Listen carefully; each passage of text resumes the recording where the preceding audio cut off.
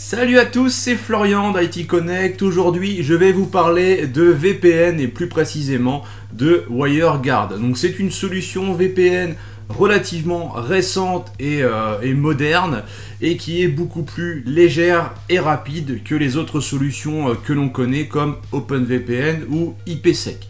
Alors, je vais vous faire une petite présentation de WireGuard et puis après, il y aura une phase de démonstration basée sur une machine Debian 11 pour la partie Linux et puis avec un post également sous Windows 11. Sans plus attendre, je vous propose que l'on passe à la première partie de la vidéo, mais avant cela, il faut absolument que vous vous abonniez à la chaîne YouTube IT Connect. Alors, WireGuard, c'est quoi? Eh bien, c'est une solution VPN relativement moderne, relativement récente, puisque la première version stable a été publiée en mars 2020. Et elle a l'honneur également d'être intégrée au noyau Linux depuis la version 5.6, donc ce qui prouve aussi qu'il y a un certain engouement envers cette solution et une certaine confiance pour qu'elle soit intégrée directement au niveau du noyau Linux, même si on peut la retrouver sur des distributions un peu plus anciennes qui n'utilisent pas au moins le noyau Linux en version 5.6.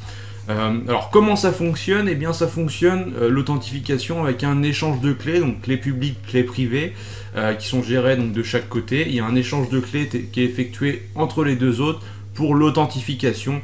En fait un peu sur le même principe que l'authentification par clé lorsque l'on se connecte avec SSH par exemple. WireGuard est une solution qui fonctionne en mode peer-to-peer, donc on va dire connexion de point à point, et non pas une relation client-serveur, comme ça peut être le cas avec OpenVPN ou IPsec, pour citer voilà, les deux alternatives majeures que l'on croise aujourd'hui en entreprise ou même à la maison, si l'on veut mettre en place un VPN. WireGuard est bien sûr une solution sécurisée, et pour la partie cryptographique, plusieurs algorithmes sont utilisés. On a notamment le SHA-20 donc pour le chiffrement symétrique et le Poly 1305 pour l'authentification des messages échangés entre les deux autres. Donc il y a 5 ou 6 algorithmes comme ça qui sont utilisés par WireGuard. On ne peut pas les changer, en fait ils sont ancrés on va dire dans le fonctionnement du logiciel. Pour choisir ces algorithmes, ça a été trié sur le volet. Il y a eu des différents audits qui ont été effectués pour s'assurer que la sécurité était suffisante. Et il y a notamment des chercheurs en sécurité également qui ont travaillé sur le sujet pour s'assurer que WireGuard était une solution sûre. Parce qu'on sait que lorsque l'on met en place un VPN, eh bien, le chiffrement des échanges est relativement important. Alors WireGuard, c'est simple, léger et ultra efficace, c'est ce que j'ai noté à l'écran. Alors pourquoi? Tout simplement déjà simple, parce que vous allez voir que ça repose sur une authentification par clé, donc c'est relativement facile à mettre en place. Léger parce que il fonctionne en UDP. D'ailleurs, il ne supporte pas le TCP, donc ça peut être gênant des fois pour passer au travers de certains firewalls. Mais le fait de s'appuyer sur UDP veut que ce soit plus fluide, plus simple pour initialiser la connexion. Mais il est plus léger aussi dans le sens où son code source, donc qui est accessible, ne fait que à peu près 4000 et quelques lignes de code, ce qui est vraiment très peu. Notamment en comparaison des autres solutions du marché où on a plusieurs centaines de milliers de lignes de code. Donc WireGuard supporte aussi bien IPv4 qu'IPv6 et enfin il est multi-OS, c'est-à-dire qu'on peut l'installer sur Windows, sur Linux, sur macOS, il y a même une version pour BSD, sur iOS et Android c'est pareil, on peut l'utiliser. Donc voilà, c'est vraiment du multiplateforme, ça c'est plutôt cool. Et il est même utilisé depuis fin 2021, donc depuis octobre je crois, par ProtonVPN. Donc ProtonVPN qui est directement lié à la société suisse, donc derrière ProtonMail. Donc il est intégré dans ProtonVPN, donc ce qui montre là encore qu'il y a un véritable engouement, un véritable intérêt envers cette solution. Et puis pour ceux qui ont à la maison un routeur avec OpenWRT, donc l'OS on va dire customisé que l'on peut installer sur certains routeurs, et bien sachez également que WireGuard est pris en charge. Alors maintenant on va passer un petit peu à la découverte du lab, on va voir ce que l'on va mettre en place aujourd'hui et on filera ensuite sur la démonstration. Alors pour mettre en place WireGuard, on peut imaginer un fonctionnement classique, une sorte de VPN client to site où on a un PC voilà, qui a le client WireGuard et qui va se connecter sur un serveur WireGuard distant, même si on va plutôt parler de paire WireGuard puisque finalement il n'y a pas de relation client-serveur, mais on va avoir un PC qui va se connecter à une infra distante comme on le ferait avec un VPN classique, OpenVPN par exemple. Alors dans le cas où l'on met en place WireGuard sur une machine Debian 11 comme on va le faire aujourd'hui et non pas directement sur un routeur, eh bien il faudra penser à faire une redirection de port au niveau du routeur, par exemple sur le port 51820 qui est le port par défaut utilisé par WireGuard pour que le flux soit redirigé vers le serveur WireGuard et que la connexion puisse être établie. Alors en ce qui concerne ce que nous allons faire aujourd'hui, voilà vraiment le schéma du lab. Donc ici, eh ben, c'est moi, le Peer 1 avec mon PC sous Windows, avec mon réseau à domicile, donc en 192.168.1.0, vraiment un réseau très classique lorsque l'on a une box à la maison. Je vais utiliser le réseau 192.168.110.0/24 pour le tunnel WireGuard et mon PC aura l'interface en .2 et le serveur distant l'interface en .121 parce qu'il a déjà une IP en 100.121 pour le réseau d'entreprise où se situent également d'autres serveurs, donc sur le réseau 192.168.100.0. Alors avec WireGuard, il faut bien avoir en tête que chaque machine doit avoir une adresse IP sur une interface VPN entre guillemets, et que cette adresse IP doit être définie de façon statique.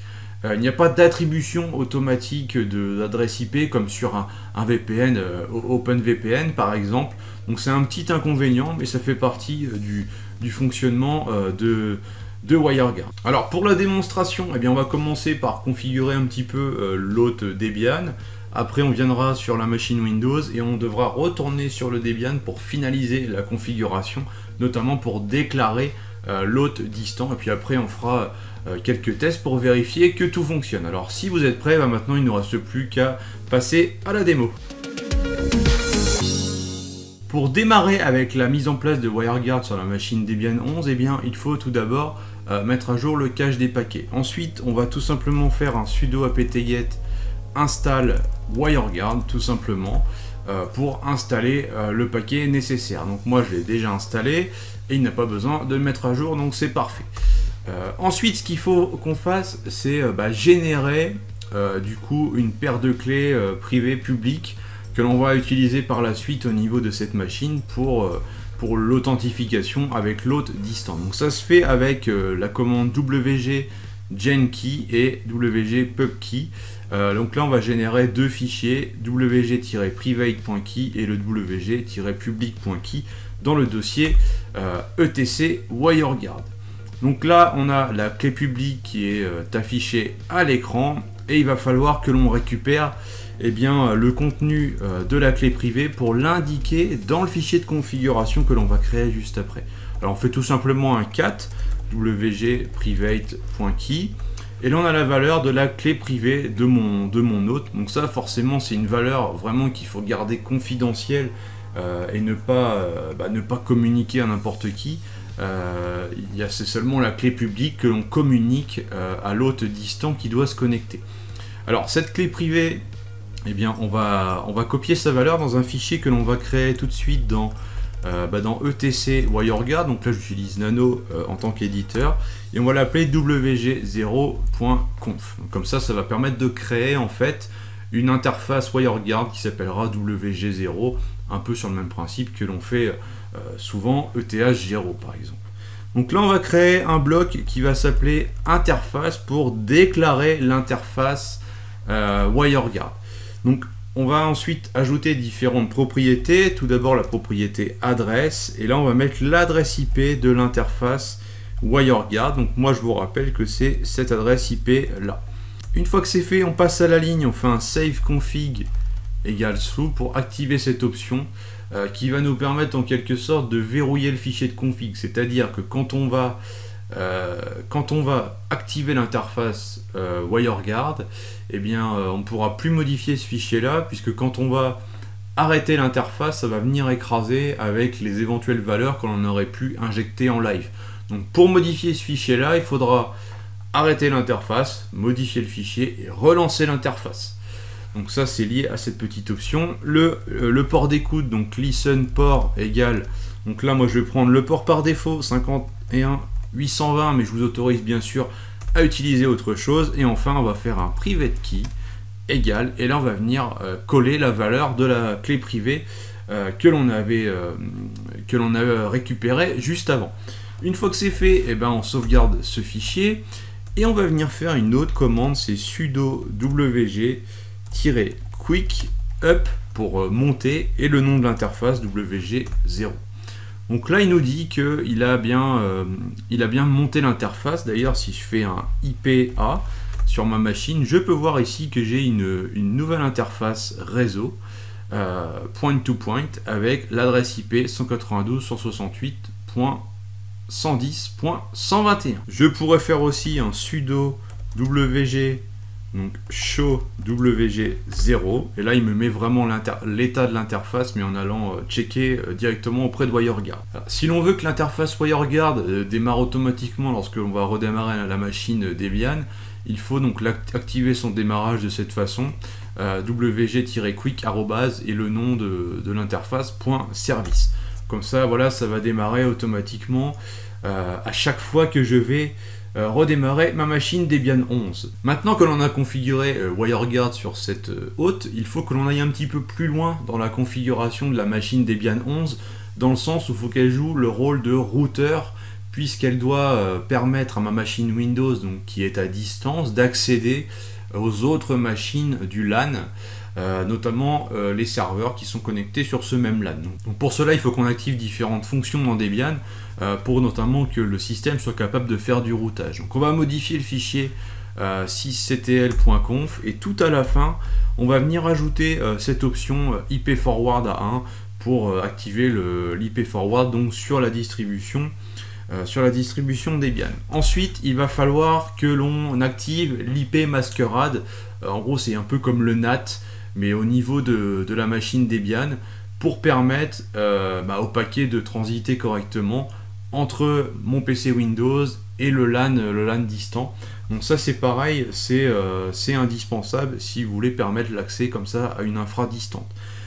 Pour faire ça, il va falloir configurer le pare-feu local de la machine. Moi, je vais passer par UFW parce que j'aime bien ce petit utilitaire qui permet de configurer le pare-feu. Donc, je l'ai déjà installé sur la machine, mais voilà la commande pour l'installer. Et ensuite, donc, si vous ne l'avez pas encore du tout installé ni configuré, eh bien, il faudra penser déjà tout d'abord à créer une première règle pour autoriser le port 22 en TCP. Ça, c'est pour conserver la main en SSH sur la machine Debian, parce que sinon, si vous ne faites pas cette règle, que vous activez le pare-feu, vous allez vous couper l'accès à votre VM, donc c'est un peu dommage. Il faut seulement penser à modifier le 22 par le port que vous utilisez pour le SSH. Une fois que c'est fait, eh bien, on va aussi autoriser un autre port, c'est le port 51820 en UDP qui correspond à WireGuard. Là, il me dit que la règle existe déjà, parce que effectivement, j'avais préparé un petit peu le travail et cette démo. Et donc ensuite, il faut qu'on aille modifier un autre fichier. Alors tout d'abord, il faut que l'on récupère le nom de la carte réseau qui est utilisée par la machine Debian pour accéder au LAN distant, c'est-à-dire au réseau 192.168.100.x. En l'occurrence, ici, moi je vois que c'est ENS 192. Donc ça, c'est le nom de mon interface. Maintenant, je vais aller modifier un fichier dans UFW qui s'appelle before.rules. Voilà, et dans ce fichier-là, en fait, on va pouvoir gérer les règles de pare-feu de certaines chaînes, notamment la chaîne forward. Et ce qu'on va faire tout d'abord, c'est aller tout à la fin pour activer ce que l'on appelle l'IP masquerade. Et donc, cette IP masquerade, il s'active de cette façon. Et on précise bien ici le nom de l'interface. Donc, vous voyez, j'ai remis ENS 192. Et là, on va vraiment venir agir au niveau de la chaîne post-routing de la machine Ça c'est vraiment indispensable pour toute la partie routage de l'autre Debian. C'est pas directement lié à WireGuard finalement, mais c'est indispensable pour qu'on puisse accéder à notre réseau à distance. Donc il faut ajouter ça. Et un petit peu plus haut ici, on va le positionner là pour que ce soit logique de le retrouver au niveau de UFW Before Forward. Il faut que l'on déclare les réseaux, on va dire, de confiance qui vont pouvoir transiter au niveau des règles de NAT et tout ça. Et donc là, on va préciser donc, le réseau, mon LAN distant, et le réseau du tunnel VPN WireGuard. On pourrait aussi, à la place de ça, si je veux autoriser le tunnel VPN et seulement un serveur distant, pas avoir accès à tout, on pourrait préciser à la place de 100.0, mettre 100.11 par exemple, /32 pour préciser seulement une machine.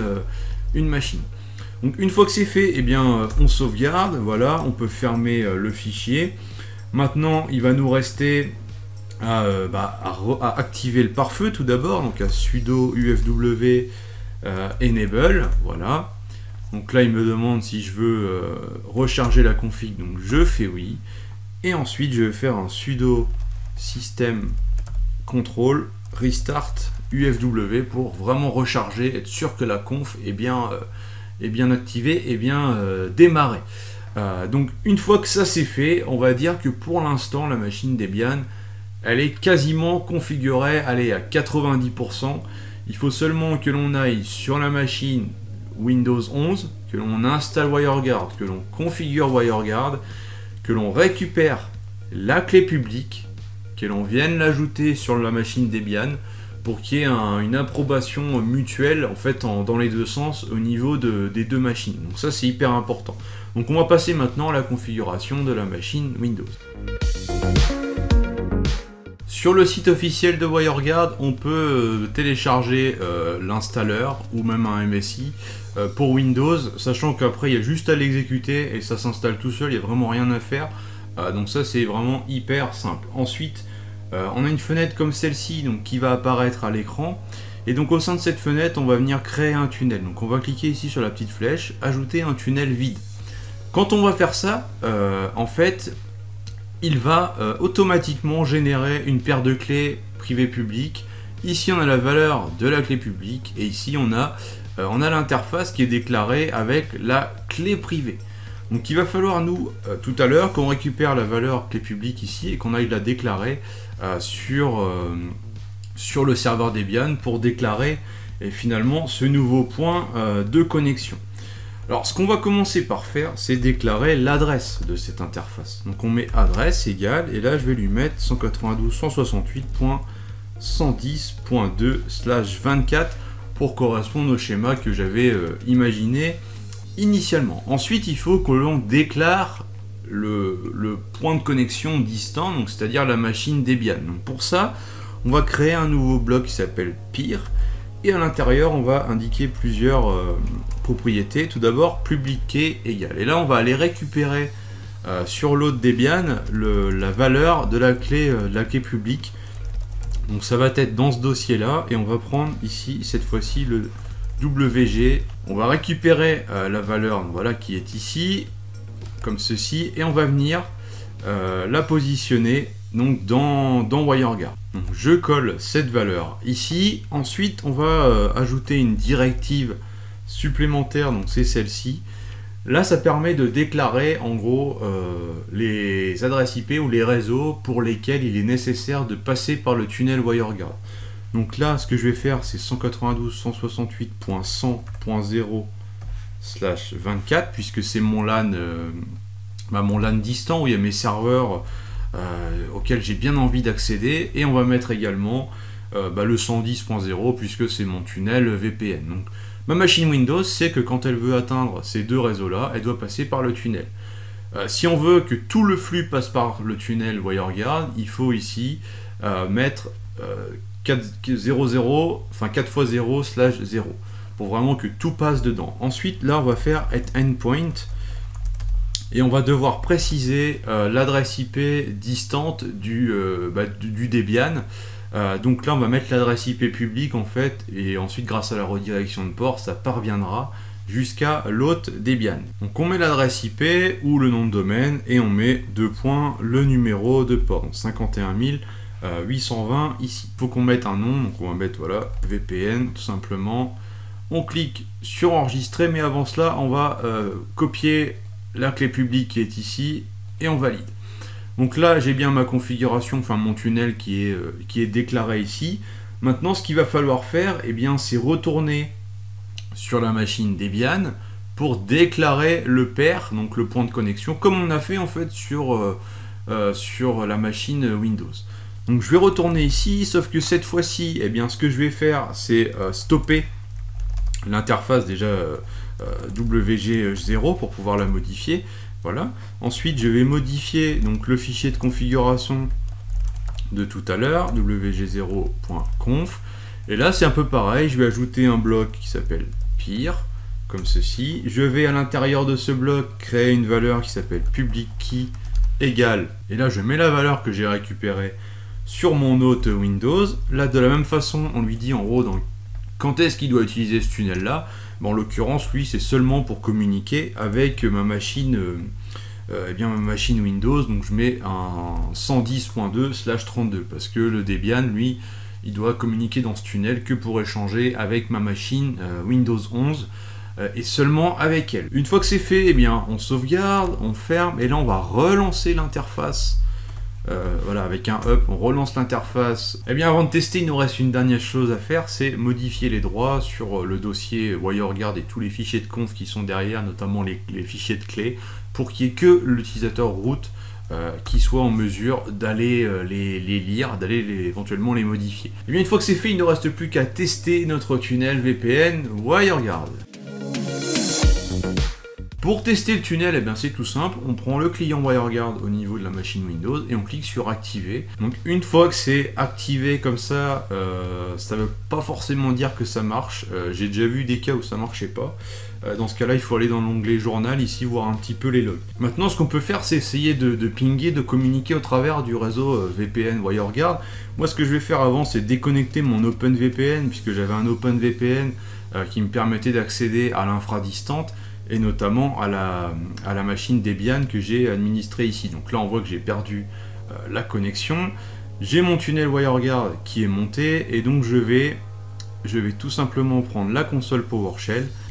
Je vais faire un ping déjà sur mon interface Debian WireGuard, donc le 110.121 pour voir si ça répond. Donc là on voit bien déjà que ça répond. Donc ça veut dire que mon tunnel est opérationnel, j'arrive à communiquer avec mon hôte Debian 11. Maintenant, si je ping le 100.11, qui est mon serveur AD en fait dans mon infra distante, on peut voir également que ça fonctionne. Donc normalement, même au niveau de la machine Debian ici, eh ben, si j'essaie de me reconnecter, eh bien cette fois-ci, ça devrait fonctionner en passant par le tunnel WireGuard. Voilà, ce qui est bien le cas. Donc on peut voir que ça fonctionne très bien. Le tunnel WireGuard est désormais en place, vous avez pas mal d'infos pour le faire aussi de votre côté, et j'ai fait un tuto vraiment hyper complet qui reprend toutes les commandes et tout ça, vous pouvez le retrouver sur itconnect.fr et ça vous permet de reprendre tout ça à tête reposée en complément de cette vidéo, et en tout cas je remercie tous ceux qui l'auront suivi. Au niveau des tests de débit que j'ai pu faire, WireGuard se montre vraiment beaucoup plus performant, je dirais même 6 ou 7 fois plus rapide en termes de débit, notamment sur des transferts de fichiers via le protocole SMB. Donc il y a vraiment une énorme différence au niveau de ce point de vue là, c'est vraiment plus rapide en termes de débit, mais aussi en termes de rapidité lorsqu'il s'agit de monter la connexion VPN finalement.